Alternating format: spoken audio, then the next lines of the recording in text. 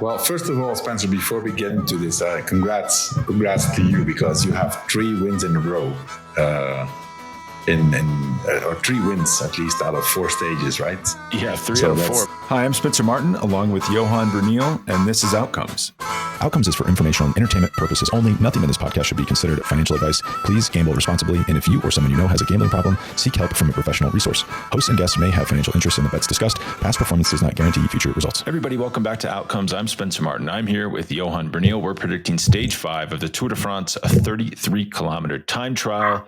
Starts and finish in the same place, so we don't have to worry about wind picking up, coming down, but we will break down everything you need to know and get Johan's take on who's going to win. I'll list off the odds, then we'll get into it. And if you're listening to this and you're saying, wow, I would love to bet. This sounds so fascinating, but I don't know how to do it. Well, don't worry. We have a partner this year for this tour.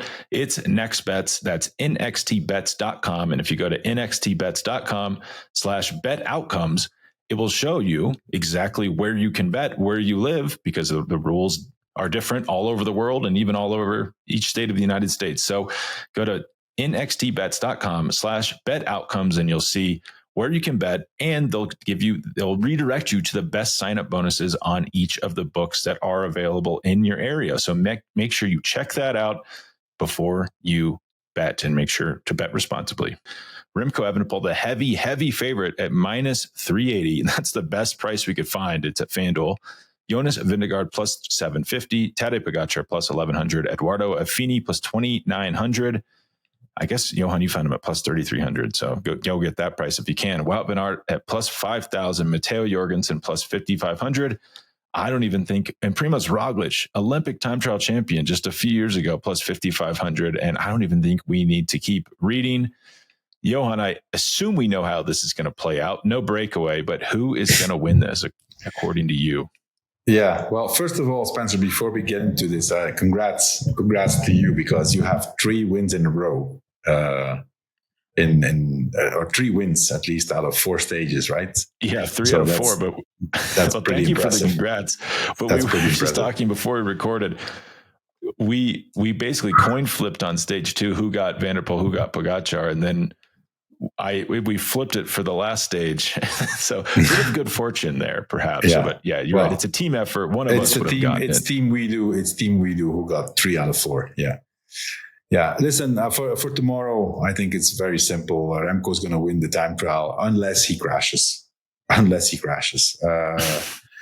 Which is also always, it doesn't look like it's super technical. But yeah, he's the best time trialist in the world. Several years in a row. On top of that, the biggest challenger, Pipo Ghana, is out of the race on stage 1 already. So, yeah, I can't see anybody beating Remco Evenepoel tomorrow. 33 kilometers for specialists, not super difficult, not super technical.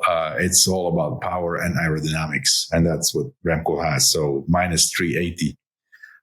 It's not great, but still, he's winning this tomorrow. Yeah, just to go back to the most recent data point, we have Criterium du Dauphiné, stage 4, 17 kilometers. So actually that time trial was not as good for him as the one we're going to see. And he won by 21 seconds over Jonas Vingegaard. Yeah, it's hard to argue with that to the point. And the implied probability here is 79%. So if you think he has a greater than 79% chance of winning, you should take him at -380. I do. So it's our first double up this tour. I'm also going Remco Evenepoel.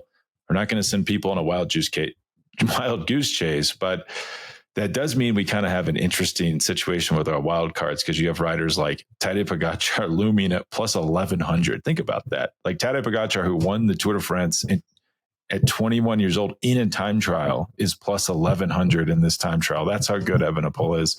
I guess we should note that due to some creative, UAE is really on top of it this year. I wonder if they knew that even if Pogacar won today, that he wouldn't take yellow if Van der Poel finished second. So Pogacar gets to race in his fast skin suit. No, he's not. No, he's racing in polka dot. Oh no, he's in the polka dot because he was too good on the final few climbs. Yeah. We debated about this yesterday, right? And also with Bradley in our show. that, it could be one of the reasons, because they want to race in their own skin suit. If you look at the tactics of today, they knew that Pogačar had to attack on the last climb, and that most likely he was going to get first on top. So that's automatically 2 or 3 points. I don't remember how many. So that's automatically puts him in the lead. So, the way I'm thinking, or we've been thinking about him wanting to be out of the polka dot jersey, there's 2 scenarios. So there's one is that he wanted Tim Wellens to have personal success and be on the podium, which is possible. The more recent story now is that, and this is actually mind blowing if you think about it, that he was almost sure he was going to win number 100, and he wanted to win in the rainbow jersey, which is mind blowing if you think about that. It's not just, they're not just trying to win the race; they're predicting the scenario of how they want to win. That's actually photo op. Yeah. It's like scary. It freaks me out, and I'm not even racing against him. But that is unbelievable. Well, I think we're pretty sure Evenepoel is going to win, but weird stuff does happen. I actually, frankly, don't even think a flat. I think he could survive a flat. I think they could get him another bike and he'd get going quick enough. He did look really good, as George said, on the move, chasing them down. I guess he got dropped. The other side of the argument would be, well, he rode the climb easier than Pogačar and Vingegaard, but he was in that aero position. He looks really good when he's on his terrain. He rode the climb full gas to his possibilities. But he was strong in the end. He paced back, but I think overall, he's in good form for sure. I think he's better than Dauphiné, in better shape, and he's the best time trialist. So he's, if I have to, and that's like stretching it really far, but wildcard option, an interesting wildcard option, and that would, imply that maybe Remco has somewhat of a problem, or we also have a change in the wind conditions, and that's somebody who goes early, a good time trial specialist who goes early, like we saw, for example, in the Giro when Dan Hoel won. That happened. There were changes in the wind conditions, and it was dry, and then it started to rain.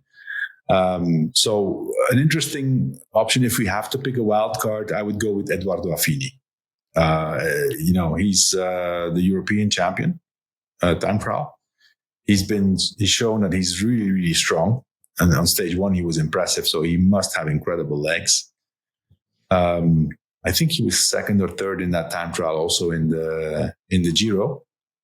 So him going early, setting a fast tempo, and then having a change in the situation with the wind could be an option to have him as a wild card, especially at plus 3,300. The most recent TTs he's done, he did the Giro. He got 4th in one and 5th in the other. Okay. I do think, because he starts at 1:49 p.m. He has Minutemen in front of him. Pogačar and Remco won't have that. They have 4 minutes in between riders, so they won't pass anybody. But Affini will be passing people. We saw this with Ghana, I believe, at the Giro. Got this because you have a team car, you might have a TV moto bike, and you have the person.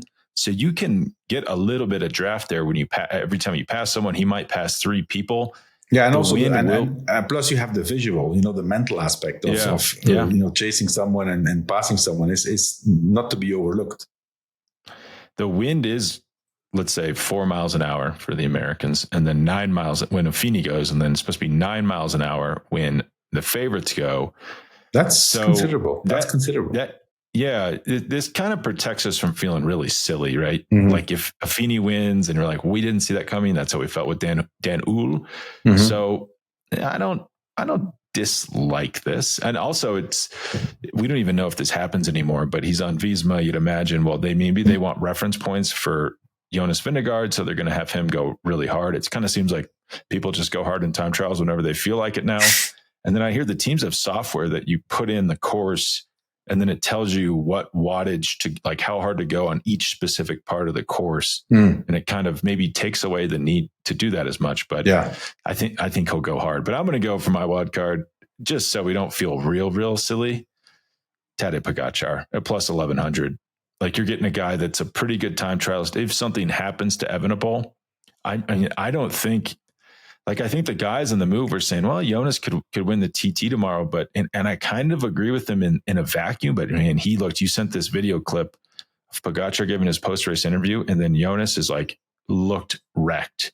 Yeah. Like, I think Pogačar is just stronger at the moment, and that for the moment, yeah. That will come out in a 33 kilometer plus, time I trial. think, this is about power and aerodynamics. Tadej has, for the moment, he has more power than Jonas. I don't know what happened in the Dauphiné. What was the problem there? His equipment normally should be, top range.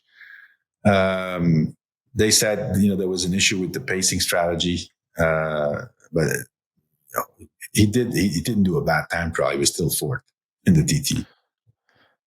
Yeah, he's just a little off, like lost 48 seconds to Remco. And someone, a listener did send in, Jim, thank you, sent like some medical studies on you can suffer issues when you come down from altitude to race, and it tends to happen right about the amount of time that Pogačar did that time trial. So it could have been something to do with that. And he just, it wasn't terrible, just wasn't at his best. But I'm still picking him for my wild card tomorrow. Okay. That's a good wild card.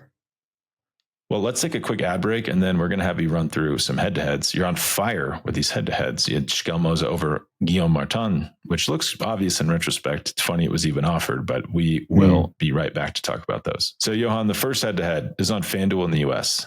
Joao Almeida, minus 310 versus Florian Lipowitz, plus 220. Almeida. I agree. Primož Roglic, minus 108 versus Matteo Jorgensen, minus 126. You can pass if you don't like him. You think, Jorgensen. Jorgensen looks incredible at this race so far. Yeah.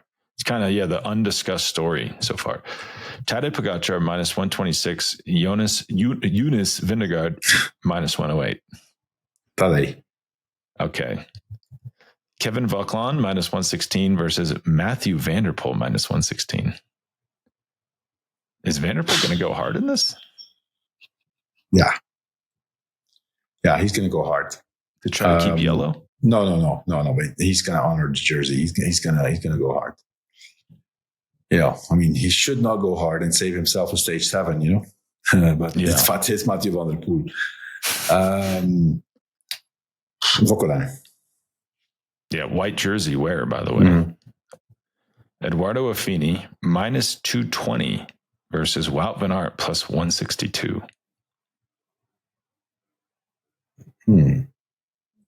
Affini. Okay, because Wout van Aert's going to go hard, but right? We have to think so. I personally think it's not necessary. It's not a good plan, but they don't care what I think. That everyone goes hard in time trials now.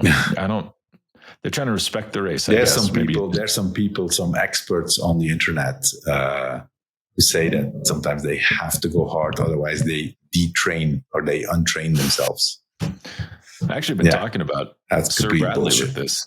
That's complete bullshit, by the way. What did Bradley say? Well, it's super interesting because he had a trainer from outside of cycling that wanted him to do like 6 hours the day after Paris-Nice, winning Paris-Nice, because he's like, you're detraining in this race. And then he had another trainer, Shane Sutton, who knows a thing or two, who said, no, you can't do that because other trainer, you're not taking into account like the emotional and mental and physical stress of just being in a race. Yeah. So when you look at it from just the numbers, maybe it seems like that, but that's not exactly how it works in real life. Well, Johan, anything else on this stage? No, that's it. Remco is winning tomorrow. I can guarantee you that. Well, everyone gamble responsibly, but that does seem to be the likely outcome. I do agree with you. All right. Well, thank you, Johan, and we will talk tomorrow. Okay. Thanks. All right. Bye.